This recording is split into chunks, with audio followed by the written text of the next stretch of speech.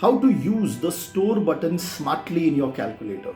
Okay, suppose you are doing a calculation where you are doing the calculation in 3 parts, and whatever answer you are getting, you have to add those answers to the original answer. Okay, so you are doing calculation for the first, then second and third, and adding all of them. If you want to do it on the calculator smartly, how can you do it? Suppose you calculated the first part and you got the answer as 45. So I've pressed 45. Okay, that is the answer that I've got. I'll store it in 1. So STO1.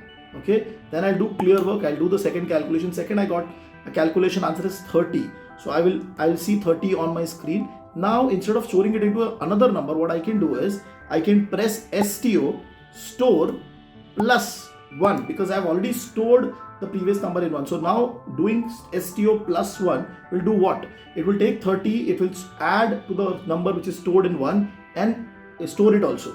So now if I go and see a recall 1, I see a number which is 75.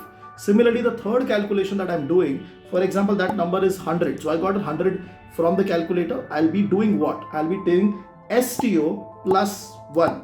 When I do that, okay, and I go and check the recall. So it's recall 1. I see the number 175. So 45, 30 and 100 is stored entirely, added and stored entirely into one single button, which is the first number. You can do it for any other storage also, but the basic process that you have to remember is that STO plus and store in that same part. So STO plus 1. Okay, you can use that same logic for adding any number or minusing any number also.